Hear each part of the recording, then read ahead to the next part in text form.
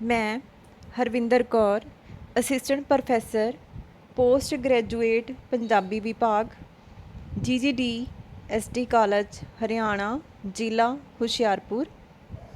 ਅੱਜ ਤੁਹਾਡੇ ਨਾਲ ਪ੍ਰੋਫੈਸਰ ਪੂਰਨ ਸਿੰਘ ਦੀ ਕਵਿਤਾ ਸਮੁੰਦਰ ਕਿਨਾਰੇ ਮੈਂ ਉਡੀਕਾਂ ਦੀ ਵਿਆਖਿਆ ਸੰਬੰਧੀ ਗੱਲ ਕਰਾਂਗੀ। ਇਸ ਕਵਿਤਾ ਨੂੰ ਪੰਜਾਬ ਯੂਨੀਵਰਸਿਟੀ ਚੰਡੀਗੜ੍ਹ ਵੱਲੋਂ BCA ਸਮੈਸਟਰ ਤੀਸਰੇ ਦੀ ਲਾਜ਼ਮੀ ਪੰਜਾਬੀ ਦੇ ਸਿਲੇਬਸ ਵਿੱਚ ਸ਼ਾਮਿਲ ਕੀਤਾ ਗਿਆ ਹੈ। ਕਵਿਤਾ ਹੈ। ਸਮੁੰਦਰ ਕਿਨਾਰੇ ਮੈਂ ਖੜੀ ਉਡੀਕਾਂ, ਪਿਆਰੇ ਦਾ ਜਹਾਜ਼ ਕਦ ਆਵਸੀ।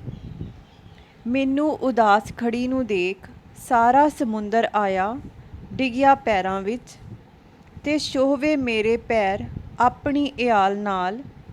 ਪਰ ਮੈਂ ਵੇਖਦੀ ਦੂਰ ਉਤਾਹਾਂ ਨੂੰ, ਪਿਆਰੇ ਦਾ ਜਹਾਜ਼ ਕਦ ਆਵਸੀ।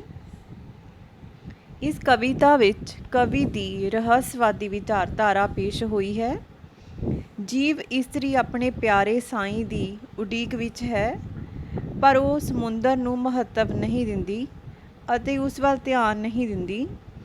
ਪਰ ਜਦ ਪਿਆਰੇ ਦਾ ਜਹਾਜ਼ ਆਇਆ ਤਾਂ ਉਸ ਨੂੰ ਅਹਿਸਾਸ ਹੋਇਆ ਕਿ ਇਹ ਸਮੁੰਦਰ ਉੱਤੇ ਚੱਲ ਕੇ ਹੀ ਉਸ ਕੋਲ ਪਹੁੰਚਿਆ ਹੈ, ਸੋ ਹੁਣ ਉਹ ਸਮੁੰਦਰ ਤੋਂ ਵੀ ਕੁਰਬਾਨ ਜਾਂਦੀ ਹੈ।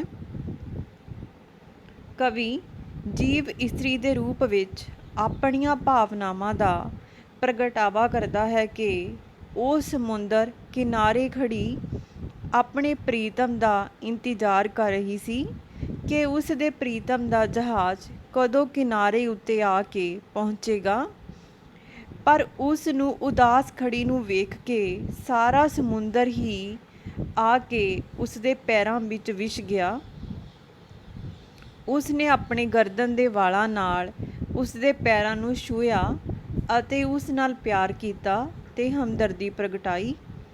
ਪਰ ਉਸ ਨੇ ਸਮੁੰਦਰ ਦੇ ਪਿਆਰ ਤੇ ਹਮਦਰਦੀ ਵੱਲ ਕੋਈ ਧਿਆਨ ਨਾ ਦਿੱਤਾ, ਪਰ ਉਹ ਤਾਂ ਅੱਗੇ ਵੱਲ ਹੀ ਦੇਖ ਰਹੀ ਸੀ ਕਿ ਉਸ ਦੇ ਪਿਆਰੇ ਦਾ ਜਹਾਜ਼ ਕਦੋਂ ਕਿਨਾਰੇ ਪਹੁੰਚਦਾ ਹੈ। ਸਮੁੰਦਰ ਵੱਲ ਮੈਂ ਧਿਆਨ ਨਾ ਕਰਦੀ, ਸਮੁੰਦਰ ਮੇਰਾ ਕੀ ਲੱਗਦਾ। ਮੈਨੂੰ ਸਮੁੰਦਰ ਦੀ ਲੋੜ ਕੀ, ਮੈਂ ਦੇਖਦੀ ਦੂਰ ਅਗਾਹਾਂ ਨੂੰ। ਸਮੁੰਦਰ ਥੀ ਪਾਰ, ਪਿਆਰੇ ਦਾ ਜਹਾਜ਼ ਕਦ ਆਵਸੀ। ਕਵੀ ਜੀਵ ਇਸਤਰੀ ਦੇ ਰੂਪ ਵਿੱਚ ਆਪਣੀ ਮਨੋਦਸ਼ਾ ਦਾ ਪ੍ਰਗਟਾਵਾ ਕਰਦਾ ਹੈ ਕਿ ਸਮੁੰਦਰ ਕੰਢੇ ਖੜੀ ਆਪਣੇ ਪ੍ਰੀਤਮ ਦੇ ਆਉਣ ਦਾ ਇੰਤਜ਼ਾਰ ਕਰ ਰਹੀ ਸੀ।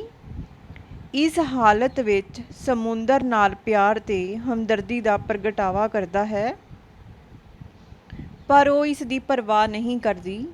ਉਹ ਤਾਂ ਸਿਰਫ ਆਪਣੇ ਪ੍ਰੀਤਮ ਬਾਰੇ ਹੀ ਸੋਚਦੀ ਹੈ। ਇਸ ਹਾਲਤ ਵਿੱਚ ਉਸ ਨੂੰ ਸਮੁੰਦਰ ਦੀ ਕੋਈ ਲੋੜ ਨਹੀਂ ਹੈ। ਉਹ ਤਾਂ ਬਸ ਅੱਗੇ ਵੱਲ ਹੀ ਵੇਖ ਰਹੀ ਸੀ ਕਿ ਸਮੁੰਦਰ ਪਾਰ ਤੋਂ ਉਸ ਦੇ ਪ੍ਰੀਤਮ ਦਾ ਜਹਾਜ਼ ਕਦੋਂ ਆਵੇਗਾ ਤੇ ਉਸ ਦੀ ਉਡੀਕ ਖਤਮ ਹੋਵੇਗੀ। ਪ੍ਰੀਤਮ ਨਾਲ ਮਿਲਾਪ ਤੋਂ ਬਾਅਦ ਉਸ ਦੀਆਂ ਸਾਰੀਆਂ ਚਿੰਤਾਵਾਂ ਦਾ ਅੰਤ ਹੋ ਜਾਵੇਗਾ।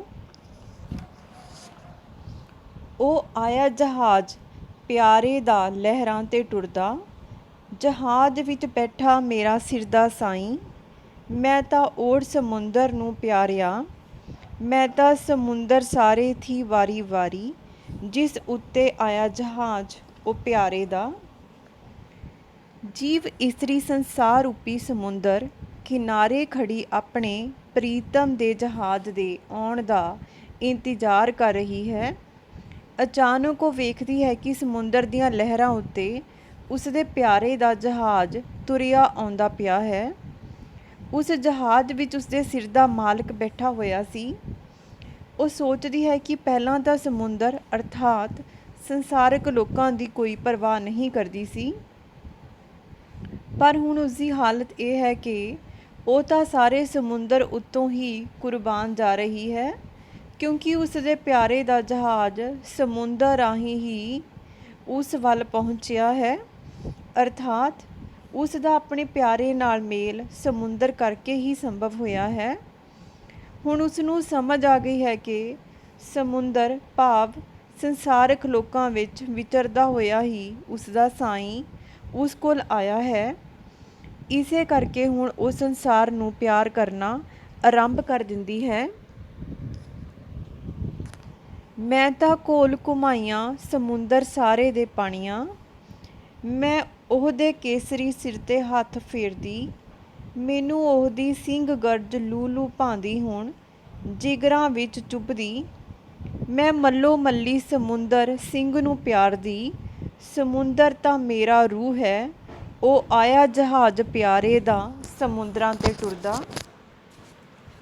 ਕਵੀ ਇਸਤਰੀ ਰੂਪ ਵਿੱਚ ਆਪਣੀ ਮਨੋਦਸ਼ਾ ਦਾ ਪ੍ਰਗਟਾਵਾ ਕਰਦਾ ਹੈ ਕਿ ਉਹ ਪਹਿਲਾਂ ਸਮੁੰਦਰਾਂ ਦੁਆਰਾ ਵਿਖਾਏ ਪਿਆਰ ਤੇ ਸਤਿਕਾਰ ਦੀ ਕਦਰ ਨਹੀਂ ਜਾਣਦੀ ਸੀ, ਪਰ ਜਦੋਂ ਦਾ ਉਸਦਾ ਪਿਆਰਾ ਸਮੁੰਦਰ ਦੀਆਂ ਲਹਿਰਾਂ ਉੱਤੇ ਜਹਾਜ਼ ਰਾਹੀਂ ਉਸ ਕੋਲ ਪਹੁੰਚਿਆ ਹੈ, ਤਾਂ ਉਹ ਉਸ ਤੋਂ ਬਾਅਦ ਸਮੁੰਦਰ ਉੱਤੋਂ ਕੁਰਬਾਨ ਜਾਣ ਲੱਗ ਪਈ ਹੈ। ਉਹ ਹੁਣ ਆਪਣਾ ਹੱਥ ਛੇ ਰੂਪੀ ਸਮੁੰਦਰ ਦੇ ਕੇਸਰੀ ਸਿਰ ਉੱਤੇ ਰੱਖ ਕੇ ਫਿਰਦੀ ਹੈ, ਅਰਥਾਤ ਸਮੁੰਦਰ ਨੂੰ ਪਿਆਰ ਕਰਦੀ ਹੈ। ਹੁਣ ਉਸ ਨੂੰ ਉਸਦੀ ਸ਼ੇਰ ਵਰਗੀ ਗਰਜਣਾ ਆਪਣੇ ਸਰੀਰ ਦੇ ਹਰ ਹਿੱਸੇ ਵਿੱਚ ਮਹਿਸੂਸ ਹੁੰਦੀ ਹੈ ਤੇ ਉਸ ਨੂੰ ਮਾਣਦੀ ਹੈ।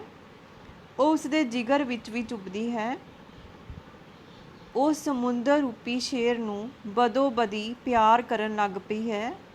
ਇੰਜ ਲੱਗਦਾ ਹੈ ਜਿਵੇਂ ਸਮੁੰਦਰ ਉਸਦੀ ਆਤਮਾ ਹੋਵੇ, ਕਿਉਂਕਿ ਉਸਦੇ ਪਿਆਰੇ ਦਾ ਜਹਾਜ਼ ਸਮੁੰਦਰ ਦੀਆਂ ਲਹਿਰਾਂ ਰਾਹੀਂ ਹੀ ਉਸ ਤੱਕ ਪਹੁੰਚਿਆ ਹੈ।